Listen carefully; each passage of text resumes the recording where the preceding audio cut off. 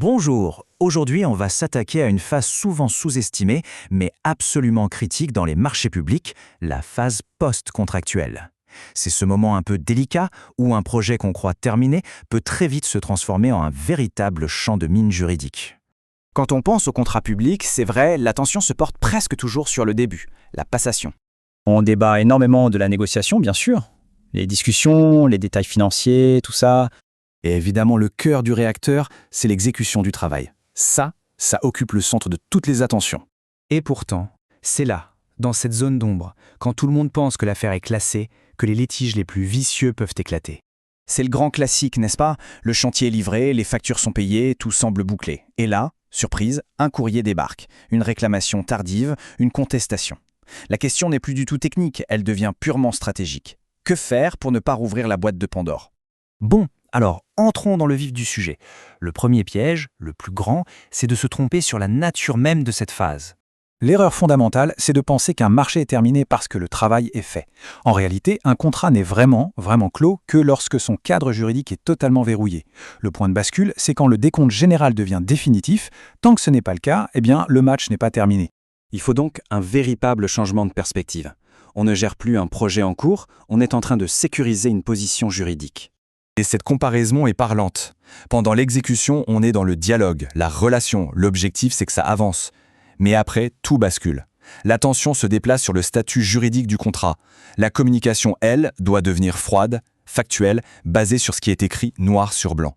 Le but n'est plus de faire, mais de verrouiller. Bon, on a bien cerné le problème, passons aux solutions. Face à une réclamation qui sort du bois, il y a un plan d'action, une méthode en 4 réflexes à avoir absolument. Réflexe numéro 1, vérifier. Où en est-on contractuellement parlant? Le décompte est-il définitif? Deuxième chose, qualifier. C'est quoi ce courrier? Une simple lettre ou une vraie réclamation formelle? Très important de ne pas se réagir.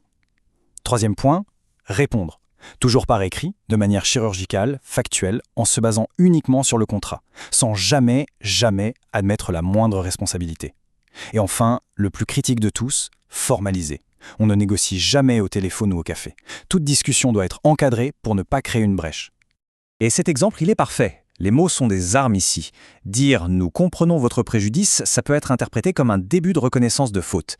Alors que, après analyse du cadre contractuel, ça pose tout de suite le débat sur un terrain neutre, juridique.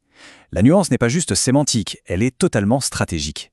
Maintenant, pour bien comprendre ce qu'il faut faire, regardons ce qu'il ne faut jamais faire. Il y a 3 erreurs classiques qui peuvent avoir des conséquences désastreuses. Première erreur monumentale, le silence. On pourrait croire que ne pas répondre, c'est prudent. En fait, c'est un piège. Juridiquement, le silence peut valoir décision. Deuxième erreur, être trop gentil. Vouloir préserver la relation à tout prix, c'est humain. Mais un juge, lui, ne regarde pas la bonne entente, il regarde la cohérence. Et enfin, l'erreur fatale, recommencer à parler d'argent une fois que le décompte est définitif. C'est comme dynamiter soi-même ses propres fondations. On voit bien que ce n'est pas juste une série d'actions à cocher. C'est vraiment un état d'esprit, une posture globale à adopter. Et cette posture, elle repose sur 3 piliers. La clarté, pas de place pour l'ambiguïté, chaque phrase compte. La traçabilité, tout, absolument tout doit laisser une trace écrite. Et enfin, la neutralité. On sort de l'émotionnel, on ne répond qu'avec les faits et le contrat. Un dossier ne se gagne pas à l'affect, il se ferme avec de la méthode. Et si on ne respecte pas cette méthode, les conséquences ne sont pas théoriques. On parle de contentieux qui ressurgissent 1 an après, de condamnations financières non prévues au budget, d'observations cinglantes des auditeurs, et ça peut même remonter jusqu'à une fragilisation politique. Un dossier mal fermé est une bombe à retardement. Pour conclure, s'il n'y a qu'une seule idée à retenir, c'est celle-ci.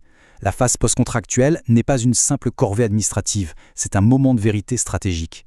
Et devant un juge, la bonne volonté ne pèse rien face à la rigueur et à la cohérence. C'est cette cohérence qui est, au final, la meilleure des protections.